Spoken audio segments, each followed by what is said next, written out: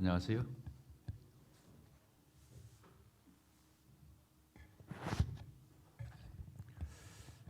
예, 말씀을 이렇게 형제님들 좀 많이 세워서 저희들이 말씀 듣기를 원하는데, 형제님들이 참 이 말씀을 준비해서 전하는 일에 굉장히 무거운 마음을 가지고 이게 임하는 걸 보게 돼요.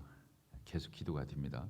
그러나 이 강단을 쉽게 생각하는 것보다는 하나님 말씀을 전하는 이 강단을 두려워하고, 그 두려운다는 말은 다른 의미가 아니라 경유하는 마음이죠. 하나님 앞에 무거운 마음을 가지고 책임감을 가지고 이렇게 말씀을 대언하고자 하는 그 태도가 너무 귀하지요. 그래서 계속해서 강단을 위해서 기도해 주시기 바랍니다. 형제님들 이렇게 말씀을 돌아가면서 이렇게 맡아서 섬기고 있는데, 그런 표현을 해요. 언제고 막히면 얘기를 하라고. 준비가 어려우면 얘기를 해라. 감당하겠다. 마음 놓고 준비하도록 하는데, 이제 그러다 보니까 습관이 되는 것 같아요. 자꾸 미루어요. 그래서 제가 순서대로 할 때보다 더 많이 하는 것 같아요. 모순이 일어났습니다.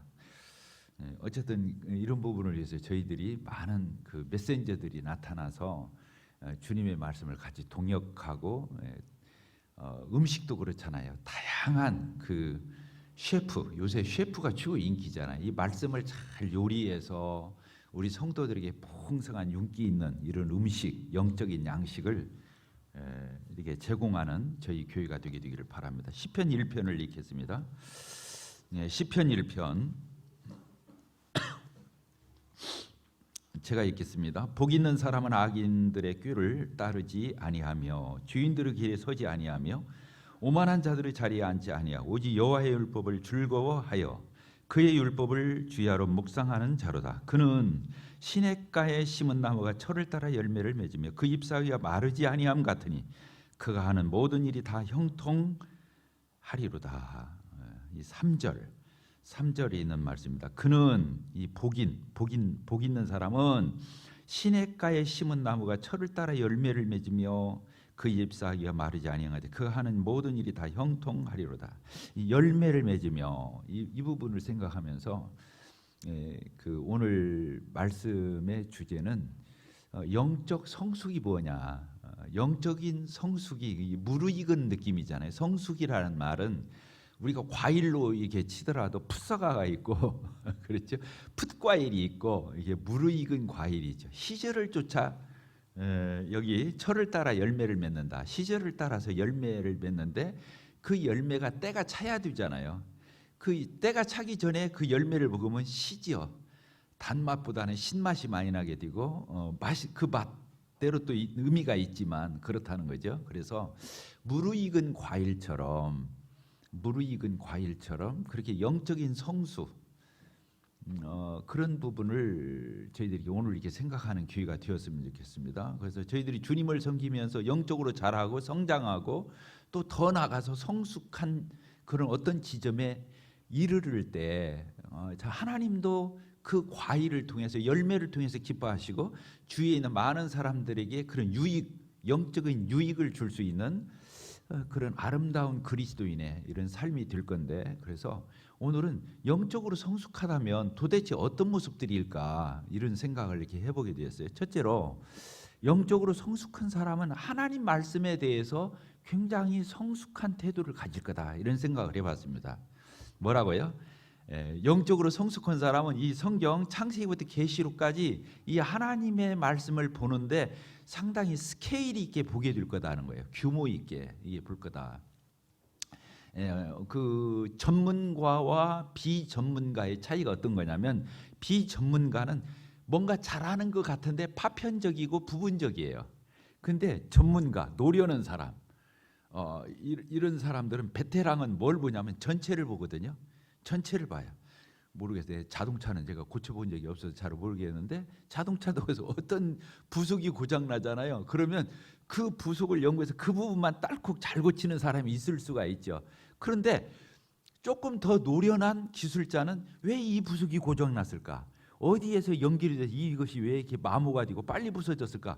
그 다른 상관관계까지 진단을 해서 거기서부터 수습을 해서 그 부속만 갈고 끝내는 게 아니라 예방 다음에 또 그런 것들을 대비해 주는 뭐 이런 것까지 되지 않나.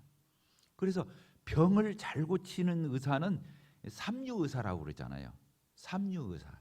병을 잘 고치는 의사는 삼류의사다 그거예요. 근데 이제 그 다음에 훌륭한 의사가 어떤 의사예요? 예? 그 이제 그 몸을 전체적으로 이렇게 잘 관리해서 고장나지 않도록 이렇게 해주는데, 진짜 의사는 예방을 하는 의사라는 거 아니겠어요? 그러니까 어떻게 보면 소문은 안 나는 거예요. 죽을 뻔 걸린 사람을 고쳐줘야 용언 의사라고 그러지 미리미리 예방해서 그 사람에게 이런 것을 대비할 수 있도록 건강할 때 건강을 지켜야 한다고 그런 것처럼 이런 의미로 생각한다면 그렇습니다. 하나님 말씀을 보는 데 있어서도 이 성경을 보는 데 있어서도 이 전체적으로 아우러서 볼 수 있는 그런 시야, 이게 굉장히 중요하죠. 창세기부터 계시록까지 어떤 측면에서 보는 것이 그러면 전체적인 안목에서 보는 거냐? 이게 보게 될 적에 구속사적인 관점에서 보는 것을 성경을 제대로 본다 그렇게 표현해요. 그래서 창세기 1장에서 계시록 끝장 끝절까지 구속사적인 관점에서 보는 거예요. 구속사가 뭐냐면 구원 역사, 하나님의 큰 구원 역사의 그 큰 파노라마, 저 산꼭대기부터 저 바닥까지 이르는 그 물줄기를 다 더듬어서 볼 수 있는 그런 안목을 다른 말로는 이제 파노라마라고도 하고, 그다음에 성경의 어떤 큰 맥을 잡은 큰 맥을 잡고 그 맥을 쫓아가는 뭐 이렇게 성경을 보는 것을 구속사적인 관점에서 성경을 보는 거다. 근데 그 구속사가 또 누구를 가리키는 거냐면 결국에 예수 그리스도를, 성경 전체를 보는데 꼭 예수님을 놓치지 않고 예수님을 추적해 가면서 예수 그리스도를 조명해 가면서 예수님에게서 시야를 떼지 않으면서 그 예수님을 추적해가는 발자취, 이렇게 성경을 전체적인 안목으로 구속사적인 관점, 예수님의 구속사여, 또 예수 그리스도에 대한 초점, 이런 것들을 놓치지 않고 성경 전체를 아우러 갈 수 있는 시야. 또 다른 측면은요, 성경을 이렇게 볼 때 언약적 관점에서 본다는 사람들 있어요. 언약. 그래서 성경을 뭐라고 말합니까? 구약, 신약. 약속의 책이거든요. 테스트먼. 그래서 성경은 약속의 책이거든요. 저 창세기부터 계시록까지 하나님의 언약적 관점에서, 언약이 뭐냐면 하나님의 신실하심을 얘기하는 거거든요. 하나님은 정말로 신실하셔요. 틀림없어요. 정말로 믿을만해요. 그렇게 하나님 약속은 아무나 하는 게 아니에요. 그래서 성경에서 하나님의 모든 약속이 뭐 한 3,000가지 된다나요? 근데 이 약속을 하나님은 한 가지도 어김없이 다 지키시는 분이라는 거예요. 한 가지도 어김없이. 약속하면 성취가 따르는 거죠. 그러면 약속을 하는 사람 반드시 지켜야 되는 거잖아요. 그런 것처럼 성경은 약속의 책이다. 그래서 언약적 관점에서 성경 전체를 다뤄가는 이런 안목이 성경을 보는 데에서 굉장히 중요하다, 이런 표현들을 쓰고 있습니다. 그래서 우리가 하나님을 뭐라고 표현하냐면 God, 영어로 God라고 그러는데, 하나님을 나타내는 단어가 보통 엘로힘 하나님이죠. 엘로힘, 그 전지전능하신 하나님, 모든 믿지 않는 자들까지도 다 포함한 우주적 의미의 그 전지전능하신 그런 하나님의 능력적 관점에서 포괄적으로 엘로힘이라고는 단어를 써요. 그런데 하나님은 엘로힘만 부르는 게 아니라 여호와라는 단어를 써요. 여호와. 그래서 엘로힘 하나님하고 여호와 하나님은 똑같은 하나님이신데도 성격이 달라요. 엘로힘 하나님은 모든 인간을 다 아우러서 표현할 적에 엘로힘 하나님이고, 특별히 자기 백성과 자기 자녀와 특별한 관계를 맺고 언약적 관점에서 신실하신 그 약속의 관점에서 접근하는 하나님을 부를 적에는 엘로힘을 쓰지 않아요. 여호와 하나님을 쓰지.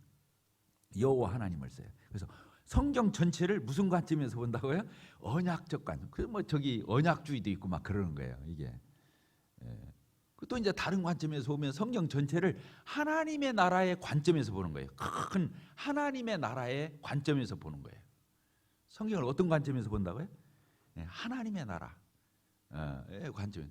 왜 그러냐면 하나님의 이 성경 전체, 이 인류 역사의 모든 것들은 결국에 하나님의 경륜을 성취하는 건데 그 경륜의 주제가 뭐냐? 하나님의 나라라고 하는 거예요.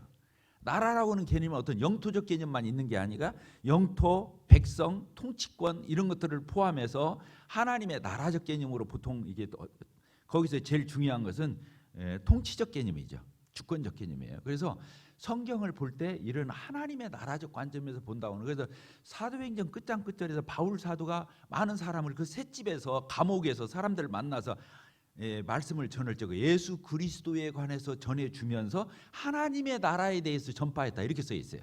그리고 세례 요한도 처음에 나와서 첫 마디가 뭐냐면 회개하라 천국이 가까이. 천국이 뭐예요? 하나님의 나라잖아요. 천국 회개하라 천국이 가까이. 예수님도 첫 마디가 뭐였냐면 회개하라 천국이 가까이. 마태복음이나 이런 데 보게 되면 전부 비유가 뭐로냐? 천국은 이와 같다. 천국. 그래서 하나님의 나라적 관점에서 보는 거거든요. 이 교회도 어떻게 보는 거예요? 작은 하나님의 나라예요. 교회. 하나님의 나라로 보는 거예요. 결국에는 하나님은 하나님의 나라를 성취하고 그 나라를 하나님은 선물로 받는 거죠. 예수 그리스도가 다 이루었다 했을 적에 성령님이 또 오셔서 그 남은 사역을 다 성취하셨을 적에는 마지막에 뭐라고 되어 있습니까? 구약, 그 다음에 신약. 신약이 끝에가 뭡니까? 예수님이 공중 재림할 적에 교회가 휴거되고 이 땅에 신약 시대가 끝나지. 어떤 면은 신약이 끝나요. 복음 시대, 그 다음에 은혜 시대, 교회 시대가 끝나거든요. 끝나자마자 이 땅에 7년 환란이 있게 돼요. 공중 재림과 지상 재림 사이 이 7년 동안은 대환란의 시대가 있게 돼요. 그리고 예수님이 지상 재림을 하면서 이제 어떻게 됩니까? 천년 왕국이 이루어져요. 이 땅에서 천년을 예수님이 왕이 되셔서 통치하죠. 천년이 끝났어요. 그건 최종적인 그런 이 인류 역사가 마무리되면서 어떻게 됩니까? 그때 예수님이 이 하나님의 나라를 아버지 하나님께 바치는 걸로 끝나요. 이 성경 역사가 하나님의 완성된 하나님의 나라를 그 아들이 아버지 하나님께 이양하면서 끝나는 게 영원한 하나님의 나라가 되는 거거든요. 그러니까 결국에 성경의 전체의 역사를 볼 적에도 이런 안목에서 본다고 하는 거죠. 그래서 우리가 믿음이 성숙하다, 영적으로 성숙하다, 이것은 하나님의 말씀을 보는 안목과 이런 시야와 이런 넓이와 이런 그 스케일을 갖는 이런 것들이 굉장히 중요하다, 이런 생각을 하게 됩니다. 영적으로 두 번째, 영적으로 성숙하다는 것이 뭘까 생각하면 지금 구원받은 그리스도인들이 성숙한 건 다른 거 아니에요. 성령님이 인도하는 대로 따라가는 사람을 얘기하는 거예요. 성령을 따라 행하라. 그렇게 성경에서 갈라디아서 5장에 보면 성령을 쫓아 행하라. 그래야만 육체의 욕심을 이루지 아니하리라. 성령을 쫓아 행하면 뭐 율법 아래 있지 않다. 율법에 뭐 하라 하지 마라 이거 조목조목 따져서 뭘 하고 안 하고 할 필요가 없다는 거예요. 왜? 성령님이 허자는 대로 따라가면 다 그걸 성취하게 돼 있다는 거예요. 성령님의 인도함 따라서 물 흐르듯 주의 영이 계신 곳에는 뭐라고 하죠? 자유함이 있는. 율법 아래서 뭘 하고 안 하고 하면 골치 아파요. OX를 지하니까 둘 중에 하나 잘 맞아야 50점이요. 아니 100점 맞을 수도 있겠구나. 어쨌든 그런 건데 성령님의 인도함을 쫓아서 하는 것은 전인격적 개념이에요. 내 안에 계신 성령님이 이렇게 하자. 예, 저렇게 하면 어떨까? 내 생각에 이미 마음을 먹었잖아요. 그래도 저렇게 하면 어떻겠어? 예, 그렇게 하시죠. 성령님이 이렇게 인도하는 것 같다가 성령님이 이렇게 바꿔 방향을. 그럼 왜 그러세요? 지난번에 저렇게 하시더니 왜 이번에는 이렇게 하셔요? 그렇게 따지는 게 아니에요. 지난번에 그렇게 하고자 했어도 어떻게 합니까? 성령님이 이렇게 하자면 또 다 오지가 알아서 성령님이 이렇게 하자고 할 거예요. 그러니까 또 그렇게 하자고 그러는 거예요. 구약에서 그렇잖아요. 이스라엘 백성들이 광야 여장을 발 적에 어떻게 했습니까? 구름 기둥, 불 기둥이 인도했잖아요. 그때 그 구름 기둥이, 불 기둥이 머무르면 어떻게 합니까? 그 자리에 텐트를 치는 거예요. 하루 있다가 구름이 뜨는 거예요. 그럼 빨리 또 텐트 걷어서 그 200~300만 명의 이스라엘 백성들이 그 뒤를 또 쫓아가는 거예요. 언약궤를 쫓아서 그 성막을 걷어가지고 텐트 걷어서 다 따라가는 거 아니에요. 하나님도 텐트, 성막에 거, 인간들도 텐트에 거니까 그 텐트 걷어서 그 여정을 떠나는 거예요. 아이고 힘들어요. 왜 금방 자리 잡고 금방 텐트 끈 묶어가지고 다 텐트 말뚝 박아서 텐트 쳤는데 왜 하루도 안 지나서 떠나자고 오십니까? 이렇게 오면 안 돼요. 떠나자고 하면 떠나야 되는 거예요. 근데 어떤 데 가서는 텐트를 치워놓고는 구름기둥 불기둥이 머무르니까 거기서 몇 년을 이을 때가 있죠. 그냥 한 자리에서. 그럼 그때는 또 몇 년을 같이 있는 거예요. 그 자리에. 그와 같은 거죠. 하나님 왜 이렇게 이랬다 저랬다 하세요? 그게 아니라 하나님의 주권적인 뜻에 머물자면 머물고 가자고 하면 가고 이런 거죠. 그래서 구원받은 그리스도인의 삶이 어떻게 사는 거라고요? 성령을 쫓아 사는 거예요. 따라합시다. 성령을 따라 행하라. 성령을 따라. 성령님은 우리의 가이드예요. 우리의 인도자죠. 보혜사가 되시는 거예요. 그래서 그 성령님의 음성에 잘 귀 기울여서 그 성령님이 인도하는 대로 물이 흐르는 대로 그 성령을 쫓아서 살면 하나님이 기뻐하시는 삶이 되는 거죠. 그래서 성령을 쫓아 사는 삶, 그래서 성령의 열매가 맺히겠죠. 성령을 쫓아서 살면 성령의 9가지 열매가 이 품성적이고 인격적 열매가 성령을 따라 사는 사람에게 맺혀지겠죠. 이런 것들을 이제 우리가 묵상하게 돼요. 성령을 쫓아가 참 성숙한 태도죠. 도식적이고 공식적이고 OX치고 시시비비해서 하나님을 따라가는 게 아니라 정말로 유연하게 그러면서도 하나님이 하자는 대로 하는, 지주장대로 하지 않는, 고집 피우지 않는 이런 태도들을 가리켜서 성령을 쫓아 행한다, 이런 표현들을 쓸 수 있겠습니다. 자, 또 영적으로 성숙한 사람은 어떤 태도가 있을 것인가 이렇게 봤어요. 뭐 다른 거겠어요. 주님 닮은 것이 영적으로 성숙한 거잖아요. 따라서 하십시다. 주님을 닮는 삶. 주님을 닮는 게 성숙한 거잖아요. 주님을 닮는 거. 주님을 닮는다는 말이 막연하죠. 그러나 조금 구체적으로 좀 표현을 한다면 이타적인 삶. 따라서 하십시다. 이타적인 삶. 그러면 그 반대는 뭐예요? 그 반대는 이기적인 삶이 되겠지. 이기적, 자기만 아는, 자기중심적인. 그래서 사실은 구원전을 한마디로 표현하면 제멋대로 사는 거예요. 그래서 지난번 이사야서 53장에서도 양이 어떻게 했다 해서 각기 제 길로 각근을, 저고 싶은 대로 지 생각대로 지 스타일대로 자기 좋은 대로 사는 것을 양이 각기 제 길로 갔다 그렇게 배우는 거거든요. 그런데 구원받고 난 뒤에는 어떻게 사는 거예요? 그걸 꺾는 거예요. 신앙은 꺾은 것에서 시작하잖아요. 그걸 회개라고 그래요. 전에 살던 방식에서 돌이키는 거. 360도입니까? 돌이키는 삶을 가리켜서 이제 회개라고 표현하죠, 보통. 그래서 자기에게서 누구에게로 돌이키냐면 자기 자신의 주인에서 예수님이 나의 주인됨. 그래서 주인됨의 이양이죠. 내 생각대로, 내 주장대로, 내 고집대로, 내 이견대로, 내 경험대로 나가 구원받기 전에 똑똑하고 잘났던 그 자기 자아에서 벗어나서 그 예수 그리스도 참된 주인이신 그 예수님이 허자하는 대로 살아가는 삶, 그게 회개고 그게 구원이거든요. 그럼 구원받은 이후에 성화는 뭐겠어요? 그런 사람을 지속적으로 트레이닝하면서 다듬어져 가는 삶이죠. 그래서 자기를 부인한 게 구원인데 계속 자기를 부인해가는 삶이죠. 누구를 인정하는 삶입니까? 나는 부인하고 주님은 인정하고 주님을 고백하고 주님을 따르고 이렇게 하는 삶을 가리켜서 구원이라고 그러잖아요. 이게 성숙한 거죠.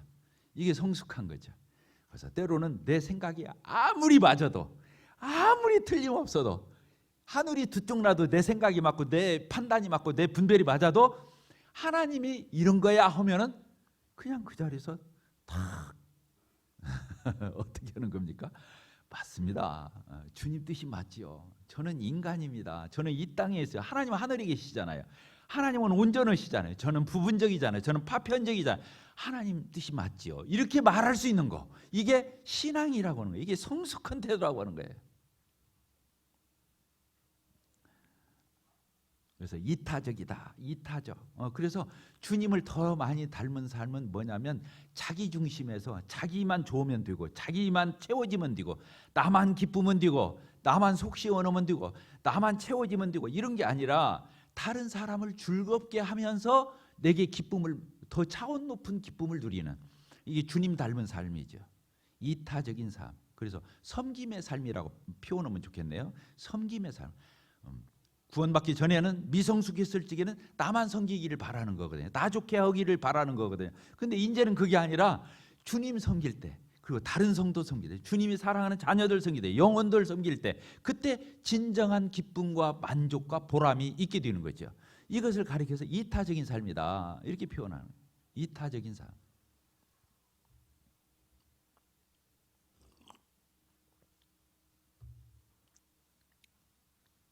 그래서 주님을 섬기면서요, 참 보기 좋을 때가 언제냐면 다른 성도, 다른 영혼들을 섬기면서 아까워지 않고, 그런데 막 투자하고, 또 그것을 기쁨으로 알고 보람으로 알고, 그렇게 섬겨가는 모습같이 더 이상 아름다운 모습이 없어요. 복음을 가리켜서, 복음 전하는 사람을 가리켜서 표현을 로마서에서 뭐라고 했어요? 아름답도다 복음을 전하는 자들의 발이요. 아름답도다. 그러니까 다른 사람이 정말로 구원받기를 바라서 그 복음을 전하는 사람, 그 사람의 발걸음 아름답다 표현하는 거거든요. 나 혼자 구원 딱 받고 그냥 딱 끝나고 이런 게 아니라 정말로 다른 사람들도 다 구원받았으면 좋겠어. 그렇게 해서 복음을 전한, 다른 사람을 채워주고, 다른 사람을 돌아봐주고, 다른 사람을 배부르게 하고, 다른 사람의 마음을 시원하게 해주고, 다른 사람을 이끌어주고, 다른 사람이 세워주기를 바라고, 다른 사람이 살 때 박수를 쳐주고, 다른 사람이 살 때 격려를 해주고, 다른 사람이 세워졌을 때. 근데 반대가 뭡니까? 나보다 저 사람이 더 잘 될까? 나보다 주님 더 잘 섬겨? 저 사람이 나보다 은사가 뛰어나? 이러면서 경계하고 비교하고, 조금만 나가면 내가 우월의식 갖고 과시하고 자랑하고, 조금 못하면 무시하고 깔보고, 그 앞에서 거드름이나 피우고, 이건 얼마나 누추하고 식상하고 냄새나는 모습이 되겠어요. 그래서 교회는 이타적인 공동체다. 교회를 한마디로 표현하면 이타적인 공동체다. 따라서 합시다. 이타적인 공동체. 그게 교회라고 하는 거예요. 그래서 기복신앙이 잘못된 거예요. 기복신앙은 더 잘 되고 더 잘 먹고 더 부자 되고 더 잘 형통하고 자기만 잘 되면 끝나는 게 기복신앙. 그거 기독교가 가르치는 게 아니다 그 말이에요. 얼마나 더 이타적으로 살 거냐를 가르치는 데가, 예수 그리스도를 뒤쫓는 데가 교회라고 하는 거예요. 예수님이 그렇게 사셔요. 나는 섬김을 받으러 온 게 아니다. 나는 섬기려고 왔다. 내 목숨을 많은 사람들의 주를 위한 대속물로 내가 내어주려고 왔다. 하나님의 나라는, 정말 하나님의 나라는 이 세상 나와 다르다. 정말로 높이 되는 자는 저 끝이 되어야 한다. 정말로 교회에서 높이 되고자 하는 자는 저 마지막에 가서 줄 서라. 교회에서 정말로 존귀 여김을 받고자 하는 이 어린아이처럼 되어야 그런 사람 될 수 있다. 이 교회는 완전히 세상 물구나무 서버리는 데가 교회라는 거예요. 세상 나라와는 족보도 다르고 뿌리도 다르고 흐름도 다르다고 하는 거예요. 놀라운 거 아니겠습니까? 우리가 그런 공동체에 속해 있다고 하는 것이 얼마나 복되고 아름답고 우리가 기가 막힌 삶을 사는 것인지, 이런 것들에 대한 스릴이 있어야 되죠. 스릴이 있어야 돼.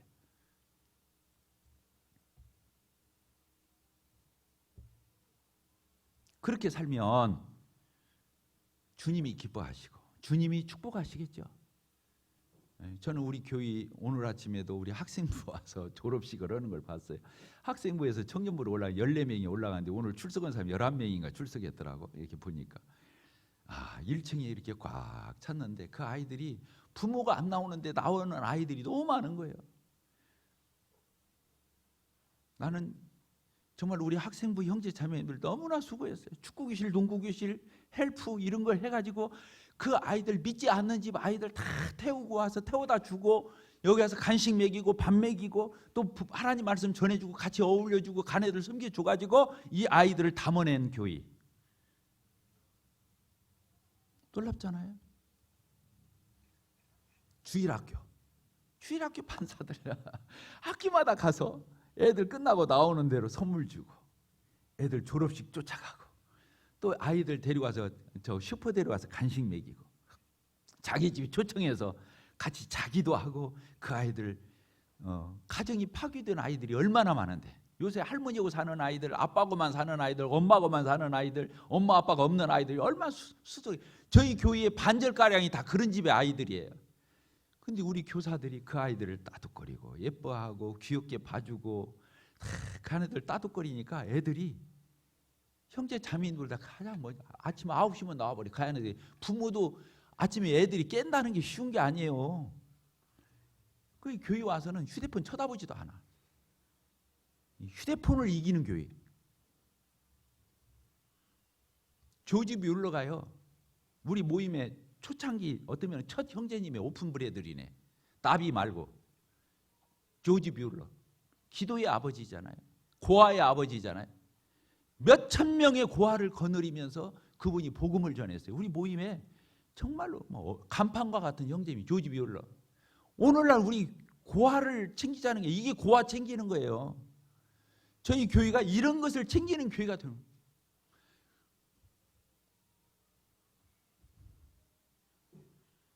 저는 하나님께서 우리 교회에 이런 영혼들을 무수히 보내주셔서 이 어린아이들 담아내고 학생들 담아내고 중고등학교 학생들 청소년들 청년들 담아낼 수 있는 그런 교회가 되었으면 좋겠어요. 이타적인 교회, 섬김의 교회, 그런 사람들 하나하나 살려냈을 적에 얼마나 하나님 나라적 관점에서 보게 되면 큰 일이 될 것인가, 이건 말도 표현할 수가 없겠죠. 저는 우리 교회가 20주년이 되었습니다. 우리 교회가 오늘도 이 주제를 제가 믿음의 성수, 영적 성수, 이게 뭘까 생각했냐면 왜 20주년이니까 생각을 한 거예요. 이제 20살 먹었는데 나 개인으로나 우리 교회 형제자매들 각각이 개인적으로나 우리 교회 공동체적으로 한꺼풀 벗어야 한다는 거야. 나만 생각하는 이 유치한 신앙에서 벗어나서 이제는 정말로 한꺼풀 벗고 정말로 다른 영혼들을 돌아보고 다른 영혼들을 섬기고 다른 영혼들이 정말로 잘 되기를 바라는 이런 정말로 비교하고 의식하고 내가 다른 사람보다 조금 더 나으려고 하고 조금 높아지려고 하고 그런 유치한 게임은 끝내고 이제는 다 하나님 나라의 동역자들로 동반자들로 파트너로 이런 걸 가지고 우리 교회가 달려나가야 된다. 근데 이런 데서부터 실현이 안 되면 안 되는 거지.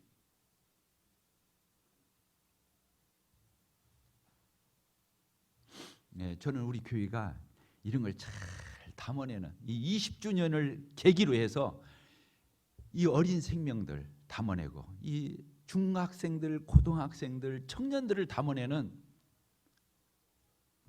나이 드신 사람들 무시하자 그 말 무관심하고 그런 얘기가 아니에요. 그래야 나이 든 사람들이 살아요. 나이 든 사람이 살아요.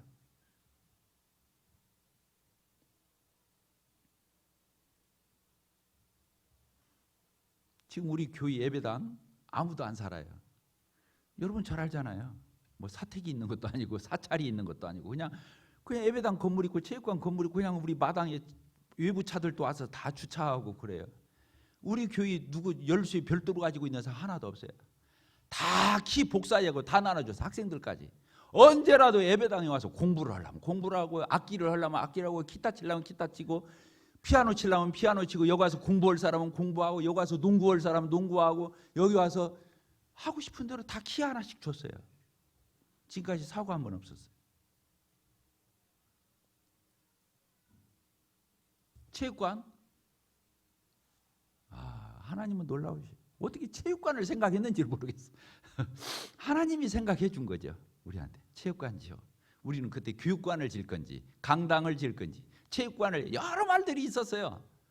근데 그때 하나님께서 체육관을, 그래서 오늘날 이 청소년들 어린아이들을 담아낼 수 있는 이미 본전 빼고도 남았어요. 수도 없는 아이들이 구원을 받았어요. 지금도 즐기고 있어요.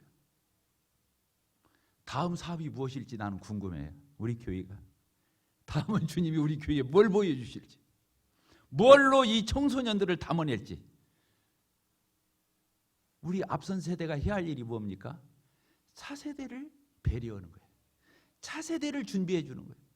세례 요한이 와서 예수님의 길을 평탄케 하고 그 길을 열어놨던 것처럼, 그래서 예수님이 등극하실 수 있었던 것처럼 우리 차세대의 이런 아이들을, 이런 청소년들을, 이런 청년들을 담아낼 수 있는 이런 앞길을 열어주는, 이런 것들을 마련해주는, 이런 것들을 털을 잡아주는 이런 앞선 세대로 저희들이 기억되게 되기를 바랍니다. 아멘 한번 합시다. 네. 아멘이죠? 그렇잖아요. 그런 교회가 돼야 하잖아요. 그런 교회가 돼야 하잖아요. 지금 시대에 누가 아이들이 청소년들이 교회를 와요? 안 와요. 다 어딘가에 빠져 있어요. 참 너무나 가슴 아픈 일이죠.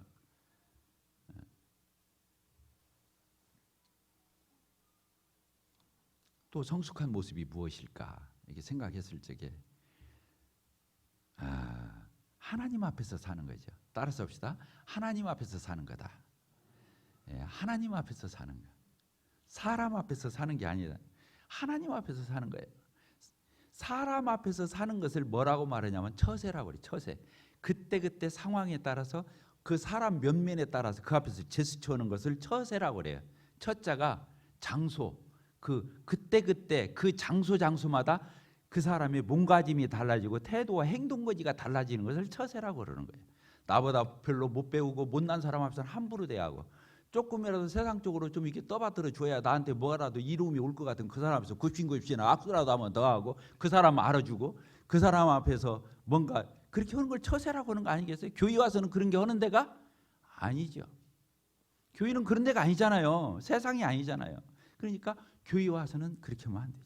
하나님 앞에서 사람이 보든 말든 사람이 알아주든 말든 사람이 박수를 치든 말든 사람이 끄떡거리 주든 말든 상관없어요. 하나님 앞에서 하는 거예요. 하나님 여기 계시니까.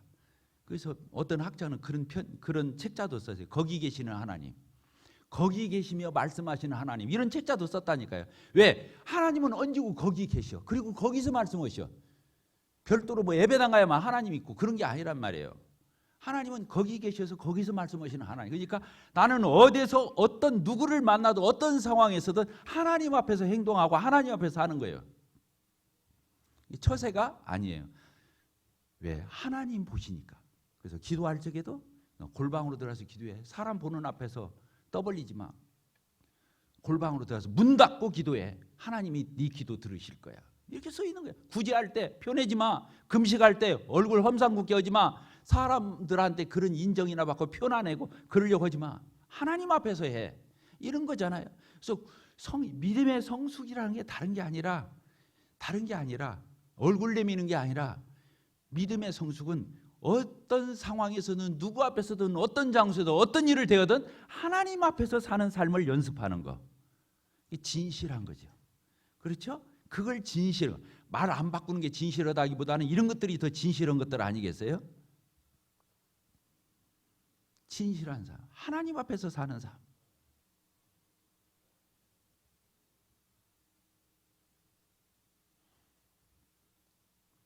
사람 별로 의식 않고 하나님 의식하고 사람이 다 박수쳐도 하나님 앞에 내 마음이 불편해 거리껴.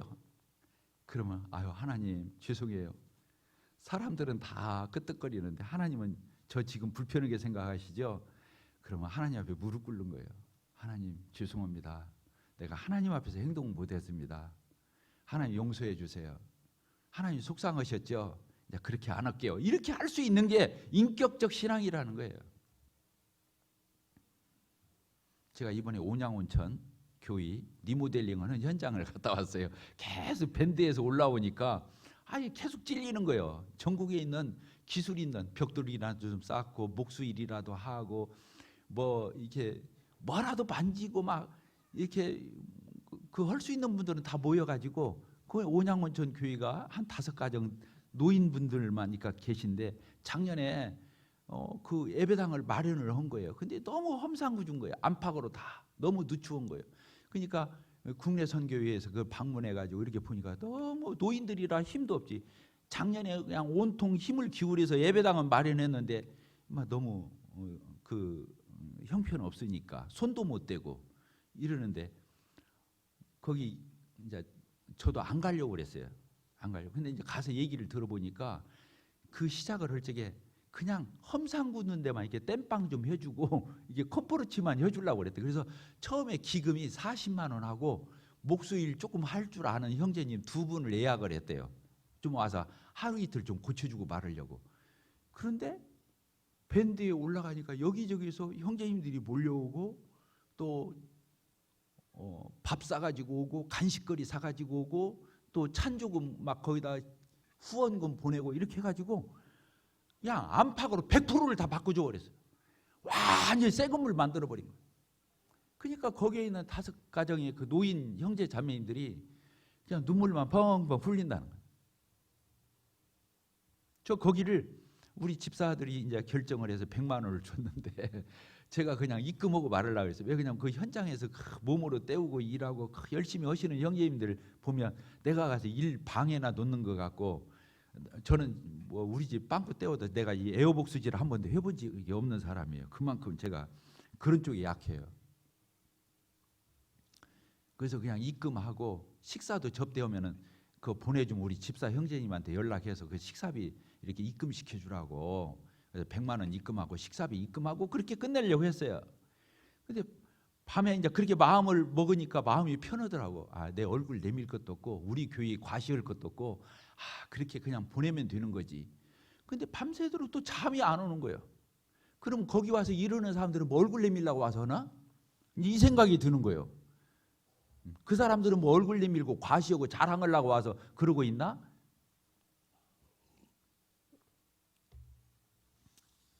그래서 잠을 설치면서 하나님 앞에 무릎을 꿇었어요. 그렇구나.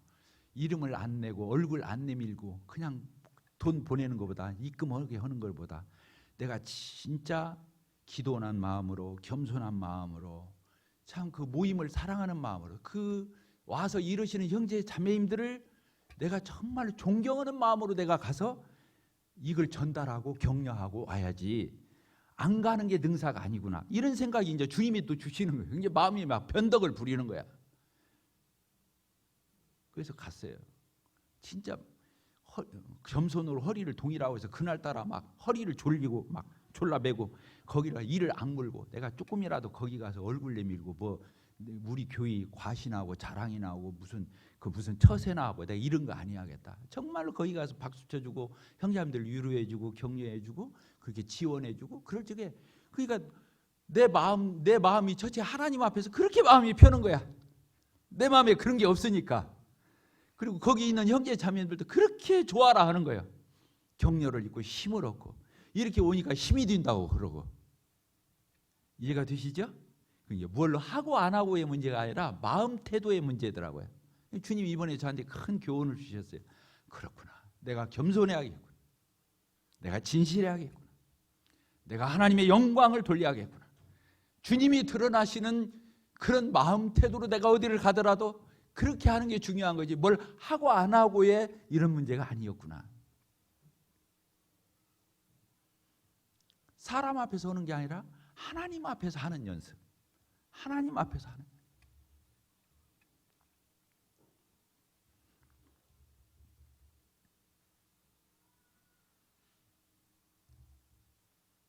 믿음의 성숙의 모습을 제가 적어보니까 13가지를 했더라고요.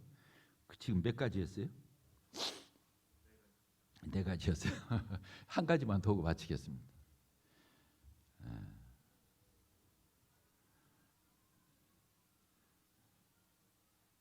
5번째, 자기 의를 내세우지 않는 태도죠. 자기 의를 내세우지 않는 거. 그렇죠. 그게 종교잖아요. 자기 의를 내세우는 게 종교잖아요. 자기 의로 갈 수 없잖아요. 그러니까 자기 의는커녕 하나님 앞에서 어떻게 해야 돼요? 내가 100% 주인이라는 것을 고백해야 회개잖아요. 자기를 내세우기는커녕 자기가 100% 주인임을 부인하고 자기를 꺾고 하나님 앞에 서는 거, 이게 구원이잖아요. 구원받은 이후에 우리 그리스도인의 삶은 자기를 부인하는 삶이죠. 자기 의를 내세우지 않는 삶. 왜 하나님이 오늘도 우리가 예배 때 감사기도하고 하나님 앞에 고백했던 게 뭡니까? 우리가 구원받을 수 있었던 것은 0.1%도 0.00001%도 내 공로로 된 게 없잖아요. 다 100% 온전히 완벽하게 예수님 공로로 우리가 의롭다함을 얻고 구속함을 얻고 죄사함을 받고 하나님 앞에 설 수 있고 이렇게 되었는데, 구원받은 이후에 우리가 무엇을 조금 했다고 그래서, 뭘 좀 드렸다고 그래서, 무언가를 좀 우리가 몸짓을 했다고 그래서 내 것을 내세운다. 내가 뭘 한 것처럼, 내가 무엇을 드러낸 것처럼 나의 것을 어떤 것들을 내세운다고 한다면 정말로 창피한 거죠. 그래서 자기 의를 내세우자. 자기 벌써 딱 가지면 벌써 눈에 힘이 들어가잖아요. 어깨에 힘이 들어가잖아요. 목에 힘이 들어가잖아요. 이빨을 꽉 물어가지고 여기에 힘이 들어가 있잖아요. 힘 들어가면 아닌 거거든. 힘 들어가면 안 되는 거예요. 그러죠? 힘 들어가면 안 되잖아요. 부담스럽죠. 무장해제. 무장해제. 하나님 앞에서, 사람 앞에서 무장해제된 모습. 자기를 내세우지 않는, 자기 의를 내세우지 않는, 자기 공로를 내세우지 않는 아름다운 그리스도인.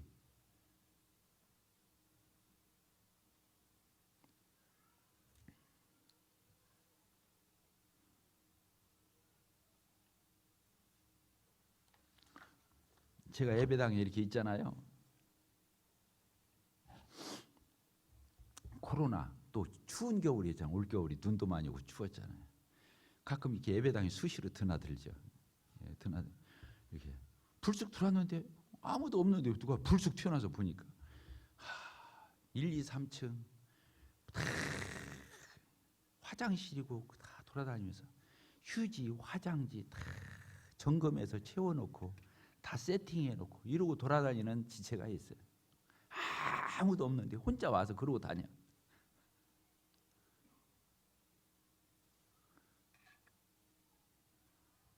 주일날 지금 우리도 오늘은 날씨가 좀 풀렸잖아요. 추운 날에 영하 10도, 한참 영하 몇 도까지 내려간 적이 있죠. 12도, 15도까지, 영하 15도까지 내려갔잖아요. 저도 이렇게 추운 겨울은 처음이었어요. 주일날 아침에 우리 이제 모이는데 그동안 한 5주간 안 모이다가 이제 모이는 날이 됐어요. 날씨가 춥더라고요. 그래서 형제님들 훌륭한 분들 많지만 혹시나 하고 불안해서 제가 여기를 왔어요. 한 뭐 8시 반이나 9시쯤 왔나? 하여간 왔어요. 8시 반에 왔나? 왔어요. 그래서 난방을 한번 싹 켜고 가려고. 문 열고 탁 들어왔는데 아무도 없는, 누가 튀어나와서 보니까 벌써 이미 1, 2, 3층 불을 다, 아이들 방까지 다, 체육관까지 불을 다 집에 후루룩하게 이미 만들어 놓고 예배당에서 있는 형제님이 있더라고. 그래도 또 혹시 모르니까 또 빠졌을까 하고는 내가 또 다시 돌아다녀 본 거예요. 다 점검하고 어디 빠진 데 없나 돌아보고 내려왔어요. 막 문 열고 나가려고 하는데 이제 집에서 다시 씻고 나와야 하니까 나가려고 하는데 누가 또 훅 들어오는 거예요. 왜 들어오냐고 했더니 난방 혹시 안 돼 있으면 허러 왔다는 거예요.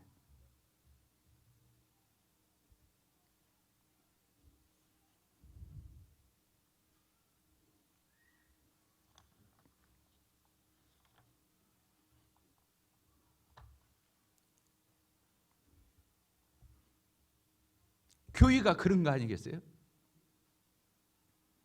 누가 시켜요? 누가 그런 것을 체크해요?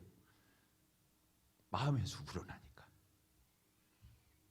형제 자매들, 어린 아이들 안 춥게 하려고 아침에 일찍 나와가지고 그 난방을 다 하려고.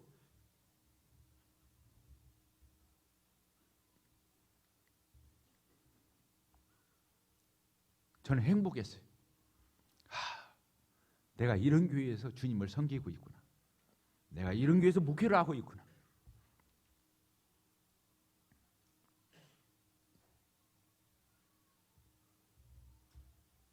아까 신앙의 첫 번째 제가 다룰 제 그런 이기적이지 않은, 자기만 하는, 자기 생각만 하는, 내 가정만 하는. 지금까지 저는 조금 부끄러운 게 있어요. 저는 20년 동안 우리 교회만 알았어요. 우리 교회만 든든하게 세우고 싶었어요. 저는 우리 아버지가 밖에 나가서는 막 사람들한테 술 사주고 같이 노름하고 막 어울리면서 가정에는 너무 무책임한, 내가 그런 컴플렉스가 있어가지고 나는 가정이 됐든 교회가 됐든 나는 내일부터 분명히 챙기고 나는 다른 일을 할 거야. 이것이 그냥 세뇌가 됐어요. 그리고 돌아가신 우리 어머니가, 소천하신 우리 어머니가 맨날 강조해서 너 밖으로 집회 다니지 말라고, 성도 집회, 복음 집회 이런 데 밖으로 강사로 다니지 마라. 놀아도 우리 교회 가서 우리 교회 애들 봐주라고. 교회를 똑바로 하라고. 우리 어머니가 그렇게 가르쳐요, 저를. 또 우리 딸아이가 있는데 진돗개예요. 한번 물으면 안 놔. 밖으로 강사로 다니는 거 말씀적으로 다니면 얼굴에 안색이 변해 있어. 불편해 있어. 지금에 와서 제가 작년 올해 이렇게 오면서 이제 우리 교회가 한꺼풀 벗어야 한다. 연약한 지역교회들, 연약한 일꾼들, 연약한 다른 지역의 성도들, 아니 저 교파라 할지라도 저 어려운 교회가 있다면, 정말로 주님을 추구하는 그런 교회들이 있다고 한다면 우리는 손을 내밀어야 돼요. 도와줘야 돼요. 협력해야 돼요. 왜? 하나님의 나라가 가면 부레들이는 별도로 없어요. 우리가 여건상 별 수 없이 교제권을 같이 하는 형제자매들을 더 사랑하고 위하고 물론 챙겨야 되죠. 그러나 하나님 나라적 관점에서, 성경적 관점에서 보면 그런 것도 아니에요.